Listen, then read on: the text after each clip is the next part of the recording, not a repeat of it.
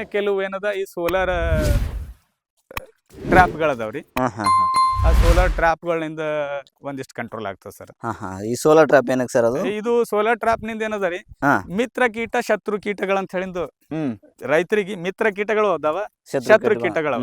ಶತ್ರು ಕೀಟಗಳ ಯಾವಾಗ್ನು ಸಾಯಂಕಾಲ ನಮಗೇನ ಸೂರ್ಯಾಸ್ತ ಆದ ಕೂಡ್ಲೇನೆ ಪ್ರವೇಶ ಮಾಡ್ತಾವ್ರಿ. ಯಾವುದೇ ಜಮೀನ್ ಇರ್ಲಕ್ಕ ಅವು ನೈಟ್ 8:30 9:30 ಮ್ಯಾಕ್ಸಿಮಮ್ ಅವು ಓಡಾಡೋದೆ. ಅವು ನಮಗೇನದ ಶತ್ರು ಕೀಟಗಳು, ನಮ್ ಬೆಳೆಗಳು ಹಾಳು ಮಾಡ್ತಕ್ಕಂಥ ಕೀಟಗಳು. ಆ ಕೀಟಗಳಿಗೆ ಏನಾಗ್ತದ, ಇದು ಸೋಲಾರ್ ಏನದ ರೀ, ಇದು ಲೈಟ್ ಬೀಳ್ತದೆ ಸರ್. ಇದು ಲೈಟ್ ಬೀಳುತ್ತೆ, ಇಲ್ಲೆಲ್ಲ ಹುಳುಗಳೆಲ್ಲ ಇದು ಈ ಹುಳಗಳು ಈಗ ಮೊದಲೆಲ್ಲ, ಇವಾಗ ನೀರಿಲ್ಲ, ಇದೆಲ್ಲ ಇದು ನೋಡ್ರಿ, ಇವೆಲ್ಲ ಸತ್ತಿರೋದು. ಈಗ ನಾನು ಕ್ರಾಪ್ ಕಮ್ಮಿ ಆಗ್ಯದ ಅಂತ ಇದ್ರೊಳಗೆ ನೀರ್ ಹಾಕೋದ್ ಬಿಟ್ಟೇನ್ರಿ.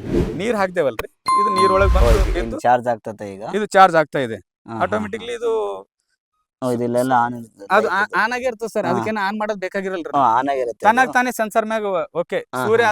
ಸೂರ್ಯ ಮುಣುಗ್ದನಲ್ರಿ, ಸೂರ್ಯ ಉದಯಕ್ಕ ತನ್ನಾಗ ಇದು 9 ಗಂಟೆ ತನ ನಡೀತದ ಅಷ್ಟೇ. 9 ಗಂಟೆ 9 ರಿಂದ 9:30 ತನ ನಡೀತದ ಮ್ಯಾಕ್ಸಿಮಮ್. ತನ್ನಾಗ ತಾನೇ ಬಂದಾಗ್ತದೆ.